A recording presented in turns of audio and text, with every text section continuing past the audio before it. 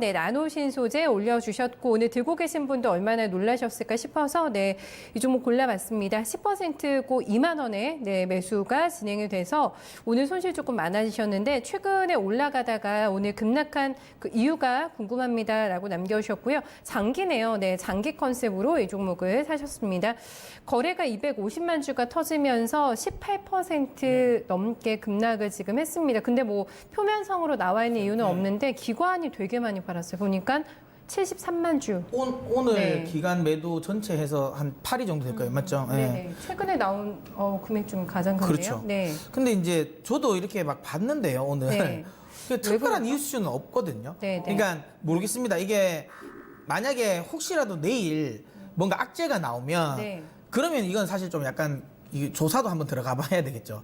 왜냐하면 이제 내부자 정보 거래 관련 부분도 나올 수 있으니까. 만약에 악재가 나온다면 내일. 근데 그게 아니면 그러니까 그냥 수급적인 요인인데요. 그러니까 이게 사실 요즘에 약간 트렌드라고 보면 많이 올라갔던 것들에 대한 차익 실현 매물이 나오는데 근데 사실 이게 18%까지 떨어졌다는 거는 제 생각엔 그렇습니다. 그러니까 기존에 이쪽에서 주력으로 하고 있는 어떤 펀드들이 있었겠죠.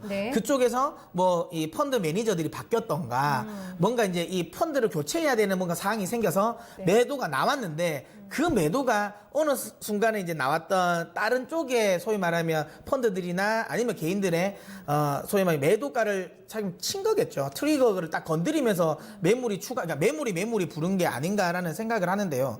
나노신소재 자체는 나쁘지 않죠. 왜냐하면 요즘에 사실 좋은 건 다 가지고 있잖아요. 신고가 종목이었잖아요. 그렇죠. 얼마 전까지. 예, 2차 전지 관련 부분, 그다음에 반도체 소재 관련 부분, OLED 소재 관련 부분, 이래서 전체적으로 좋은 거는 다 붙여 있고 실적도 괜찮았어요. 그러니까 실적도 1분기 실적도 괜찮았기 때문에 전체적으로 봤을 때 뭔가 특별한 악재가 있었냐라는 건 아닌데 다시 한번 이야기 드리지만 이게 만약에 일주일 안에 혹시라도 악재가 나온다면 이건 좀 문제가 될 수 있는 매물 때일 거예요, 분명히. 그러면 분명히 내부자 정보와 관련된 부분 때문에 이슈가 분명히 한번 나올 겁니다. 근데 그게 아니라면 그러니까 특별한 악재가 없는 상황에서 이렇게 매도가 나왔다면 제가 딱히 설명드릴 건 그것밖에 없어요. 업황도 나쁘지 않고 그다음에 여기가 지금 이 나노신소재가 하고 있는 사업적인 부분 자체도 나쁜 사업은 아니거든요. 그런데 이렇게 급락이 났다. 그러면 중요한 건 같은 2차 전지 관련 업종이라든지 그다음에 OLED 관련 업종들이 급락이 나왔으면 같이 동반 급락이 나왔으면 모르겠는데 또 그건 아니거든요. 그러면 이 자체적인 이슈면 수급적인 이슈다. 그래서 그 이슈로 지금 그나마 나름 합리적으로 생각을 해보자면 펀드, 그러니까 매니저의 교체, 쉽게 말하면 빅베스인 거죠. 그러니까 빅베스가 나왔다라고 할 수도 있고요. 아니면 이 차익 실현을 어느 정도 하려고 했었는데 그 차익 실현이 자칫 이제 나머지 다른 애들이 소위 말하면 알고리즘으로 걸려있는 뭔가 매도 라인 자체를 터치하지 않았나. 그래서 기계적으로 그냥 매도 물량이 나온 것도 있지 않을까라는 생각을 하는데요. 이거는 좀 더 지나봐야 될 것 같습니다. 다시 한번 이야기드리지만 매도의 물량은 지금 이슈는 수급적인 이슈고요. 근데 어쨌든 엄청나게 강한 매물이 터졌기 때문에 이걸 단기에 말아 올리기는 쉽지는 않을 것 같아요. 이게 지금 이분이 매수가가 얼마 되신다 그러셨죠? 지금? 2만 원이세요. 네. 그럼 진짜 거의 수익이 하루아침에 그냥 다 마이너스가 된 건데요. 일단은 이거는 제가 손절 라인은 따로 제시는 안 해드릴게요. 왜? 내일 어떤 이슈가 나오는지를 확인을 해봐야 될 것 같아요. 그래서 그걸 좀 지켜봐야 될 것 같고, 만약에 이게 2만 원까지 근데 올라오긴 조금 힘들 거예요.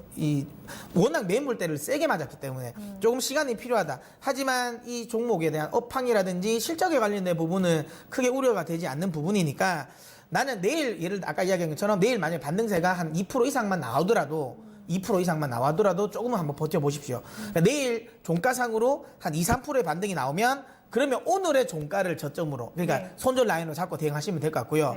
일단 내일은 한번 기다려 보셔야 돼요. 내일 또 빠지면 만약에 또 빠지면 그때는 어쩔 수 없이 그냥 매도를 하셔야 됩니다. 이게 30억대 내외에서 거래됐던 기업이 지금 거래되면 10배 이상 터진 거란 말이에요. 보통 이런 거는 대형 펀드가 펀드를 구성을 못 해요. 자문사 쪽 작은 사모펀드가 이런 데들이 구성을 하는데 편입을 하더라도 사모펀드 쪽에서 이제 하게 될 텐데, 근데 그 사람들이 그러면은 장기 투자했다가 한꺼번에 던져야만 이게 말이 되는 시나리오거든요.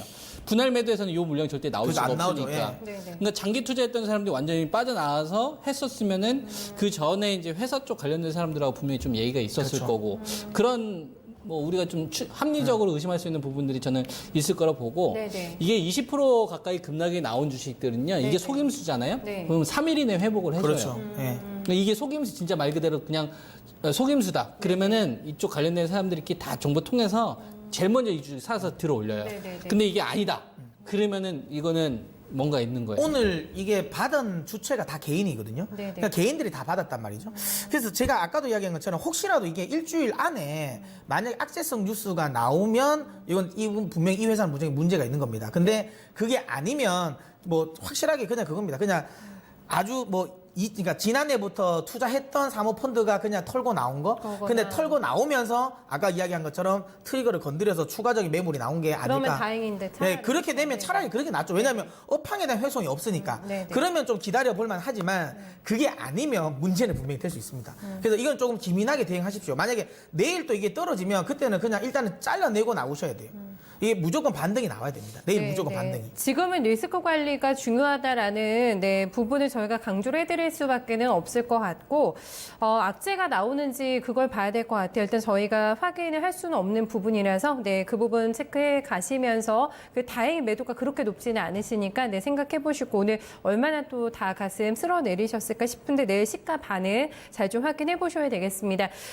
나노 신소재 같은 경우를 제가 어떤 케이스로 좀 말씀을 좀 드리려고 하냐면은 컴투스 사례를 좀 보여드리려고 해요. 그러니까 만약에 아까 이제 그 전문가님도 그렇고 저도 그렇고 그게 속임수 흐름이다. 일회성 흐름이라고 한다면 컴투스 같은 흐름이 나와야 됩니다. 그러니까 컴투스를 치게 되면 이 차트로 좀 잡히는지 모르겠는데. 네, 컴투스 차트 볼게요. 네. 그러니까 만약에 저게 그냥 지나가는 악재다 싶으면은 이런 식으로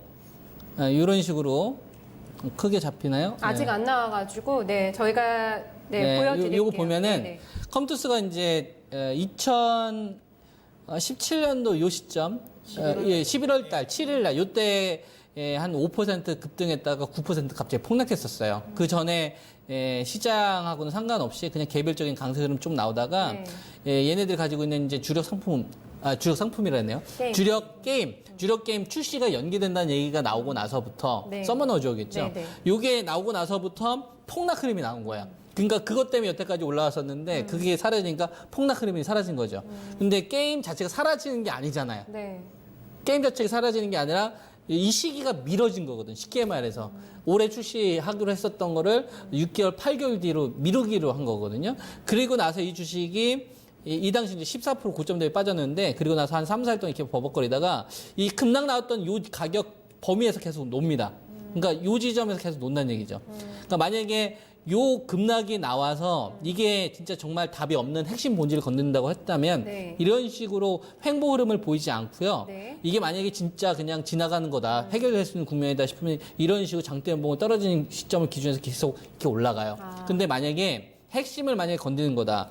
예를 들면 이건 옛날에 한미약품 같은 케이스예요. 그러니까 한미약품 같은 케이스를 보면은 한미약품이 이게 대규모로 장대봉 요 시점이거든요. 이게 반등 나오다가 잘 나오다가 여기에서 이제 산업이 딱 터트리면서 18% 급락이 나왔다 이거죠. 근데 이게 만약에 아까 같은 경우에 장대봉이 떨어진 거 대비 컴투스 같은 경우에는 그 가격 범위 내에서 한 달 내외에서 계속 왔다 갔다 했잖아요. 대규모 거래가 터지고 나서. 이 주식 같은 경우는 보면 이때는 본질 딱 건드리고 나서 이 장대봉 주위로 횡보를 못하고 이 가격 밑에서 계속 머무르는 거죠. 이 가격 밑에서. 컴투스하고 완전 패턴이 다르죠. 그러니까 지금 보면은 다시 컴투스를 보면은 장대연봉이 떨어졌다고 하더라도 복원 능력이 아까 이제 전문가님께서 이 이야기 하셨던 대로 이게 정말 그냥 일회성 그냥 지나가는 내용이다 싶으면은 복구를 빨리 해줘요. 빠른 거는 3일 이내에 회복을 해준다고 보면 되고 적어도 일주일 이내에 회복을 못 해주면 이건 진짜 뭔가 문제가 있는 겁니다. 그래서 다시 나노신소재 쪽으로 가면 이 주식도 지금 대규모 장대 양봉이 떨어졌는데 이게 6월 달에 발생되었던 장대 양봉 사이에 지금 위에서 지금 머물고 있는 거거든요. 그러면 이 주식은 일주일 이내에 이 장대 음봉 안으로 들어가는 시도가 반드시 나와야 됩니다. 그래서 가격이 움직이더라도요, 요 가격대 범위에서 계속 왔다 갔다 하는 흐름이 나와야 되지, 요 가격에서 만약에 내일 또 이렇게 폭락 나오고 그 다음날 폭락 떨어지면은 한미약품 같은 케이스가 나오는 거예요. 그러면 정작 나중에 팔아야 될 악재는 주가가 최저 바닥에 나올 수가 있습니다. 그러니까 이분 나노신소재 가지고 있는 분들은 운명의 일주일을 지금 맞이할 수가 있는 거예요. 굉장히 중요한 거예요. 알겠습니다. 저희가 시간 조금 많이 할애해가지고 나노신소재 봐드렸습니다.